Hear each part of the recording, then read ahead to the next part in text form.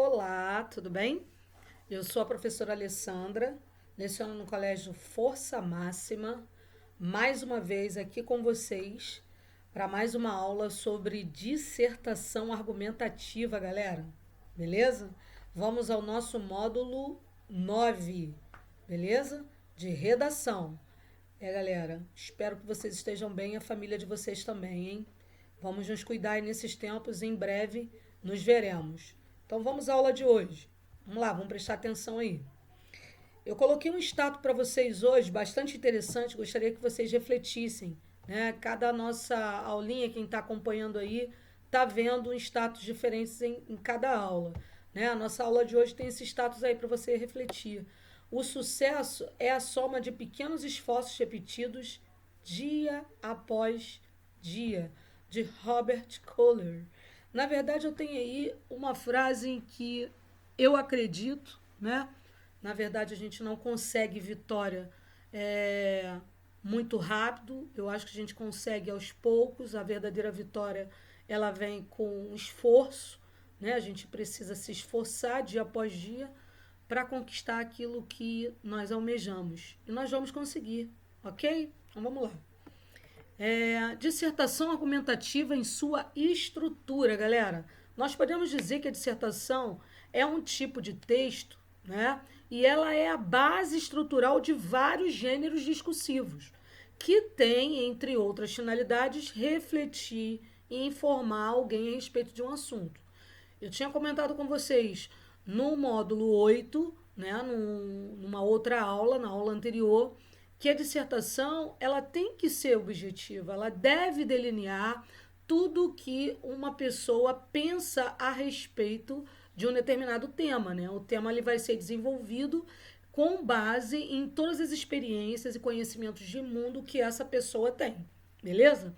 A dissertação é redigida em prosa, ou seja, é estruturada por períodos e parágrafos, diferente de um poema ou de uma música, por exemplo, os quais são estruturados em versos e estrofes. A estrutura da dissertação deve apresentar no mínimo 3 parágrafos: a introdução, o desenvolvimento e a conclusão. Bom, o que a gente está falando aqui, Alessandra? Não tem uma poesia que seja dissertativa, por exemplo, eu tenho a opinião de um autor refletida numa música, por exemplo, né? Ele faz uma crítica à sociedade, como os rappers, né? Isso pode acontecer, mas a gente está falando aqui de um texto escrito em prosa, onde nós vamos ter que seguir uma linha, né? Até para a gente delinear algumas coisas para as provas, né? Tanto dos concursos quanto do Enem ou da UERJ, beleza? Então a gente está seguindo essa linha aí, tá? Com introdução, desenvolvimento e conclusão, que são as peças fundamentais para que a gente faça a delineação da dissertação argumentativa na sua estrutura básica, ok? Então vamos lá. Antes de mais nada, todos me perguntam a respeito do título. Logo, quando pegam o tema, falam assim: professora, e o título? Como é que a gente faz? Eu costumo colocar o título por último. Eu deixo lá o espaço, faço a minha redação e, por último, eu coloco aquilo que mais se evidenciou dentro do texto. Então, muito se questiona, eu tirei do livro de vocês, só para vocês atentarem aí, acerca do título da redação. Afinal, ele é ou não é obrigatório? Como é que ele deve ser construído? Deve copiar o tema em dissertações? Há algumas respostas para essas perguntas. No Enem, por exemplo, o título não é obrigatório. Tá? Olha aqui, ó, vamos acompanhar aqui comigo. Tá? Embora ele possa contar pontos favoráveis quando bem construído e carregado de originalidade. Na verdade, nos vestibulares e concursos, quando o título é obrigatório, essa demanda costuma ser divulgada pela banca do edital ou na própria prova. Nesses casos, se o candidato não colocar, ele perderá pontos. Independente disso, é bastante estranho uma redação sem título. Assim como seria estranho ler um livro sem assistir um filme sem nome, né? Também. Tá? Nesse sentido, é interessante colocar sempre que possível, embora não existam regras fixas, algumas dicas para a construção do título. Olha lá. Ser sucinto. O que é isso? Objetivo. Não ficar embromando muito, escrevendo muita coisa no título. Ele deve ser enxuto. com poucas palavras, evitar orações ou construções complexas, ter ligação com algo que será abordado ao longo do texto. Não pode tirar a conclusão de uma maneira assim, muito abrupta, né? Tem que ter alguma coisa a ver com o texto. Não deve ser demasiadamente óbvio, né? Tipo, a redação fala sobre saúde pública, aí você vai botar lá, saúde pública. Óbvio, né? Evitar fórmulas clichês como versus ou, né? Exemplo, amor versus dinheiro, trabalho ou lazer, evita isso. Outras coisas que você deve evitar, colocar verbos, né? Dentro do título, né? Tenta colocar alguma coisa mais nominal. São algumas dicas que nós damos para deixar seu texto mais brilhante, mais conciso e muito mais fácil de ser lido e entendido. Beleza, galera? Então vamos lá. Introdução. Na introdução, é o local em que você deve fazer a apresentação do tema que será abordado ao longo do texto. Nela deve ser colocada a ideia-chave. Eu estou explicando aqui para vocês que será desenvolvida posteriormente. Com a introdução, né, com a introdução, o leitor deve ser instigado a ler o resto do seu texto. Então você precisa deixar o seu texto, vamos dizer assim, bem chamativo na introdução. Você deve chamar a atenção do leitor na sua introdução, buscar, vamos dizer assim, seduzi-lo, essa seria a palavra, na introdução, fazer com que ele preste atenção àquilo que você está reivindicando no momento, que você está apresentando no momento. Tá? A introdução é uma missão bastante, basicamente, né, a mais importante, vamos dizer assim, do seu texto de dissertação argumentativa. Por quê? Porque lá você vai apresentar, você vai dizer para que você veio ali, para que você está ali, ok? Então, para desenvolver um bom início textual, você deve ser breve e abordar somente o que realmente irá desenvolver ao longo do texto, beleza? Eu coloquei algumas dicas para vocês e coloquei uma introdução, peguei uma redação nota 1000 e piquei, tá? Eu fiz uma escalonagem, coloquei introdução nota 1000, desenvolvimento nota 1000, conclusão nota 1000, para que vocês não tenham mais essa dúvida. E algumas dicas, eu trouxe algumas dicas para vocês. Então, a clareza é a principal forma de introduzir um texto dissertativo argumentativo. É a partir dela que o leitor terá noção do que será apresentado em seguida. O tema deve ser apresentado já na primeira frase. Não é copiar o tema, gente. É você abordar o tema já na primeira frase. Não há meios de fazer rodeios já na primeira frase do primeiro parágrafo. Então, logo de primeira você tem que apresentar. Então, não tem que rodear. Na verdade, não tem que rodear na hora nenhuma, tá? Também é no primeiro parágrafo que está inserido a linha de raciocínio do autor. Qual é a sua linha de raciocínio?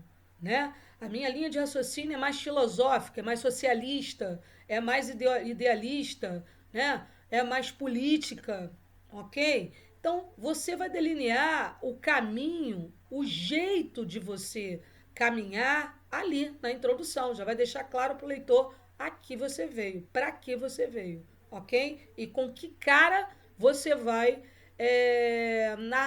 dar prosseguimento ao texto, né? Dissertar, beleza? Também é no primeiro parágrafo que está inserida a linha de raciocínio sua, como eu já coloquei. O objetivo é convencer, sempre convencer, tanto na introdução, quanto no desenvolvimento, quanto na conclusão. Vamos lá.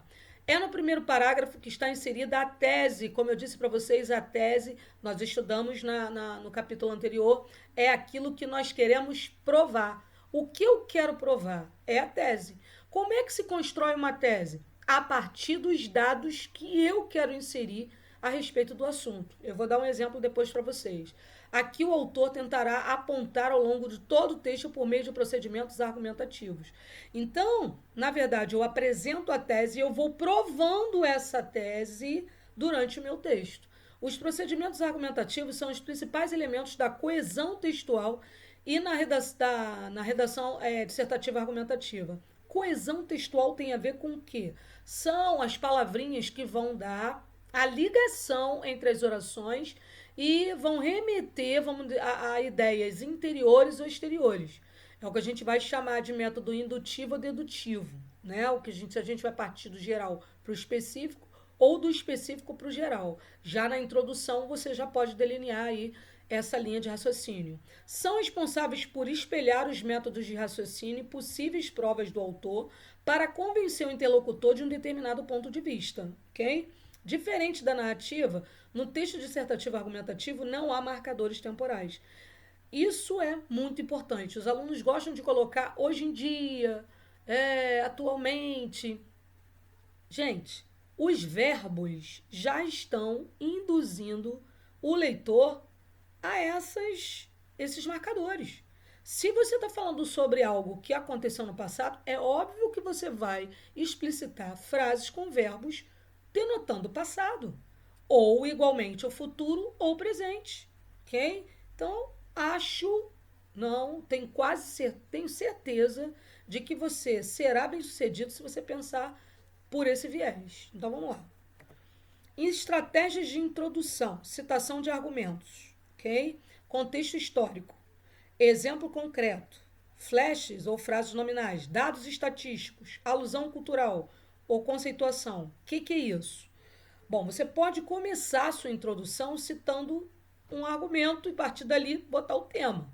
Você pode citar um contexto histórico. Como eu falei para vocês, a história e a geografia são importantíssimas na construção da sua redação. Por quê? Porque você vai ambientalizar, você vai contextualizar, né? Você vai dar uma razão para aquele problema que foi desenvolvido, foi instaurado e poderá ser resolvido, ok? Então, preste atenção nisso aí, tá? Você pode dar um exemplo concreto e, a partir dali, você apresentar o tema. Flashes ou frases nominais, né? Para chamar a atenção do leitor para o tema. Dados estatísticos, já na introdução, professora, sim, se você quer explicitar a questão dos números, né, de ordem de quantidade ou até de qualidade, você pode exemplificar. Alusão cultural também, tudo que está envolvido ao tema e que faz parte da nossa cultura, né, a referência que você pode fazer. E conceituar, você pode conceituar pegando a palavra, por exemplo, e colocando a nível de dicionário. Primeiro, eu vou falar sobre o amor. O amor, então eu vou, né, delinear uma teoria, né, para o amor. Eu vou fazer o quê? Eu vou dizer o que é a palavra, eu vou conceituar a palavra, beleza? Estruturando a introdução. Vamos lá. Exemplo, o mosquito Aedes aegypti é a causa de uma das maiores crises da saúde do Brasil. Vetor de ao menos 3 doenças graves, o ciclo de vida do mosquito é favorecido pelo clima tropical e pela ineficiência das parcas políticas sanitárias específicas para o seu controle. Olha só, a partir daí eu já deixo claro que a minha estrutura textual é uma dissertação argumentativa, ok? Não é um texto meramente expositivo, né? Dissertativo expositivo, é dissertativo argumentativo, a partir do momento que eu faço, né, uma referência com um adjetivo, a ineficiência, né, para que você tenha essa ideia aí. Então, entenda, eu tenho ideias e conceitos já na primeira frase, tá? Para você ter uma ideia do que é. E depois eu tenho encadeamento dessas ideias com o uso desses operadores argumentativos através de quê? Do que vem depois. Vetor de ao menos 3 doenças graves são operadores argumentativos, são encadeamento de ideias. Eu vou emendar uma ideia a outra, formando a minha introdução, a minha apresentação do tema. E como eu vou chamar a atenção para alguns pontos que são importantíssimos ali dentro. Tá? Exemplo de uma introdução, nota 1000. 2015, para todos eles, tanto para o desenvolvimento quanto para a conclusão e agora para a introdução, eu estou colocando o mesmo tema, beleza? Para a gente não se perder e nem ficar aleatório aí. A persistência da violência contra a mulher na sociedade brasileira. Permeada pela desigualdade de gênero, a história brasileira deixa uma clara posição inferior imposta a todas as mulheres. Essas, mesmo após a conquista do acesso ao voto, ensino e trabalho, negado por séculos, permanecem vítimas da violência, uma realidade que ceifa vidas e as priva do direito a terem sua integridade física e moral protegida. Ok? Então, ele colocou aqui, né, todos vamos dizer assim, as etapas, né, de introdução, né, de apresentação.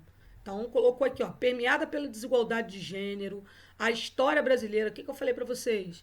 A questão, né, de você remontar, fazer uma alusão histórica ali, né, para que você permeie como é que foi o início, como é o meio, como é o fim também do tema a ser desenvolvido, beleza? Olha lá, desenvolvimento. No desenvolvimento é preciso fazer a revisão de pesquisas sobre o tema e são apresentados argumentos a favor e contrários. Nesse ponto, a tese é fundamentada e, para tanto, são usados operadores argumentativos. O que são operadores argumentativos? São palavras que oferecem o encadeamento dos enunciados, como nós vimos anteriormente. Tem a função de introduzir vários tipos de enunciados que orientam o receptor para determinadas conclusões sobre o assunto. São responsáveis pela coesão do texto. Pois, até, logo, enquanto, portanto, são alguns exemplos dessa nossa coesão argumentativa. Entenda como funcionam os operadores argumentativos do texto. Então, vamos lá. Exemplificam o argumento, dão exemplos, reforçam, fazem comparações com base no argumento, graduam o argumento usando para isso outro argumento. Então, como é que é a graduação? Graduam, né? Vão colocando em uma sequência, ok? Reafirmam o argumento, retificam, ou seja, consertam, né? Apresentam um argumento contrário. Então, para isso, os operadores argumentativos estão aí. Estratégia para desenvolver o argumento. Como se nós desenvolvemos esse argumento? Enumerando. Enumerando como? Dando, vamos dizer assim, graduação, quando a gente gradua, ou a gente gradua numa sequência para aumentar ou para diminuir, né? Então, a gente pode enumerar esses argumentos aí. Primeiro, não é colocar primeiramente e alguns erradamente colocam segundamente, que eu não, sinceramente, né? Mas vamos lá, vamos retomar. Confrontar, colocar em confronto de um lado a política, do outro lado a sociedade, isso é legal, né? Exemplificar, dar exemplos, sem narrar, por favor, muita coisa, tá? Não estou dizendo que não pode ter narração. Não, não é isso. Você pode implementar algumas coisas narrativas ali, mas sem deixar tomar conta do seu texto. Desculpa, indicar as causas, indicar os efeitos, indicar os motivos e as consequências, ok? Isso é super importante. São as palavras que você tem que ter em mente ao fazer o seu desenvolvimento. Então, vamos lá. Formas de ampliação. Como é que você amplia isso? Através da explicação, explicar aquilo que você apresentou, exemplificar, como eu falei para vocês, né? O argumento de autoridade que você pode colocar a respeito de uma pessoa que fale sobre o tema, ou a respeito de um filósofo, sociólogo, né? Um argumento de autoridade, ou até de repente uma empresa que tenha uma linha de raciocínio parecida com o que você quer evidenciar, tá? Causas e consequências, isso tem que ficar na sua mente o tempo inteiro. Qual é uma causa e uma consequência? Uma causa e uma consequência. Dados estatísticos, tá? Eu acho legal sempre colocar uma posição qualitativa ou quantitativa. Pode fazer alguma referência que você tem em mente, algum jornal, alguma emissora, algum dado estatístico de algum centro de pesquisa, como IBGE, né? Geralmente a gente tem essa linha aí. Raciocínio lógico da dedução, como eu falei para vocês, a indução e a dialética, né? Parte do geral para o específico, do específico para o geral, ou na dialética, onde você faz um contraponto dos dois, né? Do específico para o geral e geral para o específico, ok? Exemplo de um desenvolvimento nota 1000. O machismo e a misoginia são promovidos pela própria sociedade. O que é misoginia, né? Misoginia, na verdade, é uma aversão, é um ódio, né? Promovido aí, beleza? Principalmente em relação à mulher. Então, as meninas são ensinadas a aceitar a submissão, o posicionamento masculino, ainda que estejam inclusas a agressões, a violência, do abuso psicológico ou sexual. Os meninos, por sua vez, têm o seu caráter construído à medida que observam os valores patriarcais e abusivos, os quais serão repetidos em suas condutas ulteriores, ou seja, para o futuro, né? Que ainda vai acontecer, que ainda vai chegar posterior, ulteriores. Então, olha o vocabulário. Nós vamos falar sobre a linguagem depois. Eu vou fazer para vocês uma listagem com o vocabulário que geralmente a gente utiliza na introdução, desenvolvimento, conclusão. Se eu não me engano, essa é a próxima. É a próxima. O próximo módulo, tá? A linguagem utilizada no texto dissertativo argumentativo, tá? E um dos conceitos filosóficos de Francis Bacon, aí eu coloquei aqui para vocês o argumento de autoridade, né? Que declara o comportamento humano como contagioso, que se aplica perfeitamente à situação. A violência de gênero, conforme permanece a ser reproduzida, torna-se enraizada e frequente, concomitantemente. A voz das mulheres é silenciada e as suas manifestações são reprimidas, o que favorece o mantimento das atitudes misóginas. Deixa eu passar para vocês aqui. Na verdade, você viu que aqui no parágrafo que eu coloquei aqui, logo de primeiro, né? Você vê que você tem um tipo de argumento. Aqui você já tem outro tipo de argumento. Você não fica o tempo todo falando a respeito daquilo que você já citou. Ok? Então você tem um argumento 1 aqui, o argumento 2 aqui, o argumento 3 aqui. O argumento 3, o ensino veta todo e qualquer tipo de instrução a respeito do feminismo e da igualdade de gênero e contribui com a perpetuação da ignorância e do consequente preconceito. Ademais, os veículos de comunicação pouco abordam a temática, enquanto o Estado colabora com a Lei Maria da Penha, nem sempre eficaz, e com unidade da delegacia da mulher em número insuficiente. Beleza? Então, há críticas, há demonstração daquilo que acontece na realidade, né? Então, tudo tem um viés, tudo tem um contexto. Beleza, galera? Depois nós temos na conclusão, né, de um texto aí, seja de um trabalho ou de uma redação, é algo muito importante que deve ser pensado durante todo o processo de planejamento textual. Nos textos dissertativos argumentativos, a conclusão auxilia o leitor a compreender o que o escritor pensa sobre o conteúdo inicial. Então, na parte final, ou seja, na conclusão do texto, nós devemos fazer um apanhado geral das ideias que foram desenvolvidas durante as duas partes do texto e arrematá-las. O que é isso? Né? Eu tenho que ter uma ligação direta com a introdução, com aquilo que foi apresentado. Foi apresentado, foi debatido, foi refutado, né? E agora eu preciso concluir.